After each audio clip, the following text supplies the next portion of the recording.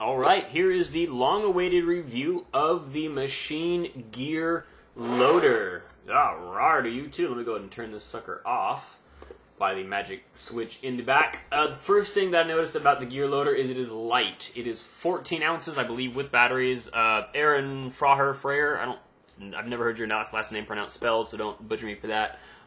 Did a good video where he's got it next to his Spire and all that, and he weighed everything out. It's 14 ounces either with or without batteries, but it's still the lightest loader currently on the market, other than, like, you know, your old shake and bakes, which whatever. I got mine with a speed feed. I put on there, I like there, because I like to feed fast when I'm playing paint bullets. Speed feed actually works really well.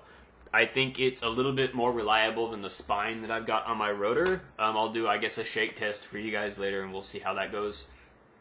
Like I said, first impressions are very good. People are asking, is this a solid loader? Does it feel solid in your hands? The answer to that question is yes, and here's why. Shaking this thing like crazy, nothing's shaking around in there, nothing's moving, nothing's sloshing back and forth, not making any noise. Arguably the most reliable, durable loader on the market so far. Parts shaking around. Does that necessarily mean that there's any advantage in performance of that by not having anything shaking around? Not at all. But that is something that some people notice and some people don't like. The other difference that you'll see immediately, I mean, not like I have to really point them out, power button, optical sensor. And remember, this thing just runs and runs and runs and runs and runs. If you run out of paint, it's going to make noise and it's going to tell people that you're out of paint. So don't run out of paint if you're using this thing. This bad boy, turn it on, and it doesn't make any noise until it senses paint. There's a little optical sensor that reaches up into the tray that will sense when there's paint, and there's an optical sensor that is looking down through the feed neck that will sense when there's paint, as well as the one in the back. Swipe that in any direction you want, and it'll make it feed. Question that was asked on the forum that I posted on, that I told people that I was going to start doing this review: does the optical sensor work when you're wearing gloves? Yes, it is an optical sensor. It's not a skin sensor. So it does work just fine if you're wearing gloves. The next question in that line was, does it work when the sensor is full of paint? The answer is no. If this is entirely full of paint, it does not work. But if you get some in there and you wipe it out real quick, it works just fine. I'll go ahead and show you that now, just because I know you guys are going to whine until I do it.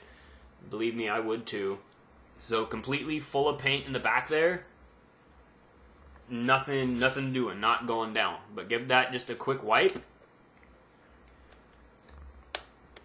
And you know what? There we go.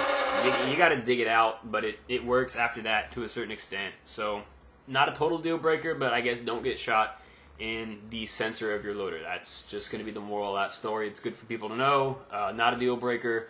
But obviously that's going to miff a couple of people. If you're used to getting run down on the field all the time and people like to shoot you in the back of the loader and that's a problem for you, don't get shot in the back of the loader, I guess, is all I can say. I'm going to go ahead and show you guys the assembly on this. It's actually really quick. It's very, yes, I know, similar to a rotor. Pull that button, falls apart, put together, very easy as well. Just line that up, push the button down, click. There you go. So let me go ahead and show you guys the tray to this. Oh, it looks just like a rotor. It's got an arm and it's in a circle. Yes and no. The reason no is because... Let's see if I can get this guy to turn on again, because I filled it full of paint. Way to go, Griffin. Doing that at the beginning of the video instead of the very end. As you can tell, I forgot to tell you how easily the tray is to remove when the shell is apart. To put the tray back in it, you just lower that back in, snap it into place, it's done. It just lifts right out. So I pushed it. That was my fault, not an issue. Pressure, like I said, does keep this in when the top shell is on it. So I guess that's just something that we need to remember for the future. There's a little rubber band in here that's slightly textured that rotates around and forces paint down in through the feed tube. Now I'm going to go ahead and show you guys how much this thing popcorns. Place your bets now. Prepare to be, I guess, blown away. Nothing. Not a single bit.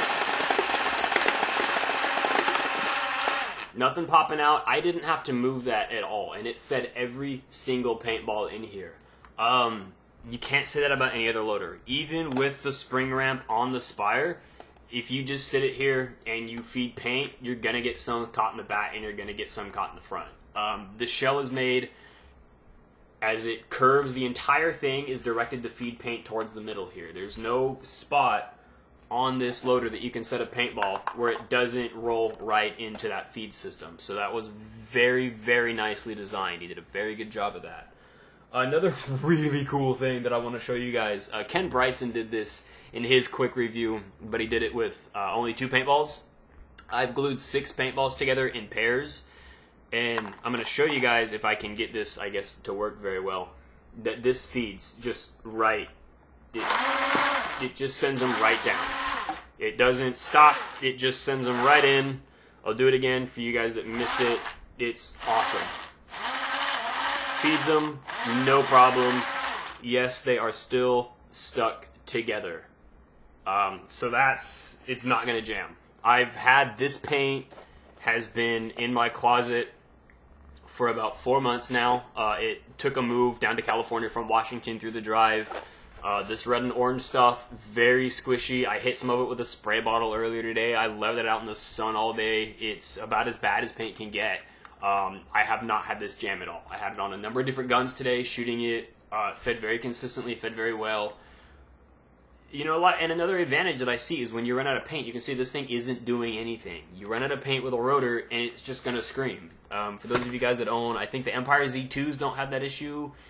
And the Spire, I believe, continuously turns and checks for paint, and it'll continue to turn until it gets friction against the drive. Don't quote me on that. I don't like the Spire at all. I do not own one. I've sold them since I owned every single one that I've had. I'm not a fan. I don't remember. Don't hate me if I'm wrong about that.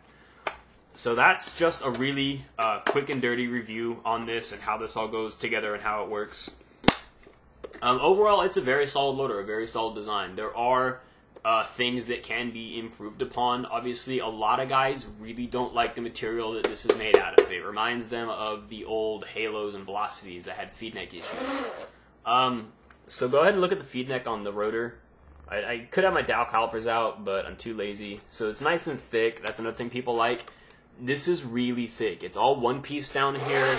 It's not, I mean, that's at least almost 1/3 of an inch thick. That's a lot of material. This is a very thick base. It's not, I know I've been telling you that there's paintball traveling through there and there isn't. So go ahead and turn off. Fine, whatever.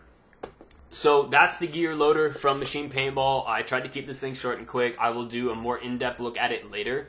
I'll get it on a gun for you. I don't have editing software right now, so I can only make one video at a time. I'm going to have to rip off some Adobe stuff when time comes. But I hope that was informative. If you guys have any more questions, let me know, and I'll be able to do another version of this. It's only 8 minutes out of my life, so I can answer any questions that you guys have, or find a friend that has one and see how they like it. Other than that, I hope you guys enjoy. There is only one question that got posted that I was not able to answer. Actually, there were 2. The first one is what happens when you shoot it with a shotgun. I read the warranty card that's included in the packaging, and it does not mention a Dick Cheney clause, so I don't know what happens when you shoot this with a shotgun, because I don't have a shotgun. For those of you fanboys of Virtue, that's fine. Shoot yours all day with a shotgun if you're ever in that situation. This one, I don't recommend it. That being said, the only other question that has been asked, the one that's on everybody's mind, is does it blend? The answer is no. It does not blend at all. You could put an empty eggshell in there, and if it would bounce around a little bit because it doesn't feed, but it will not blend. The rubber on that drive system is very soft. It's very, very gentle on paint. It doesn't push them out with a whole lot of force. There's not a lot of tension coming out of here. No, it's not adjustable. You can't adjust the speed on it. I don't know of any loader that you can do that on. You can adjust the tension on a rotor engine, but that's not necessarily the speed, depending on, I guess, how you set it up. That being said, I'm coming up on the 10-minute mark, so I guess that's the end of this quick review. I hope that you guys found it informative. Let me know if you have any other questions, and I'll try to get to them the best that I can. Thank you for watching.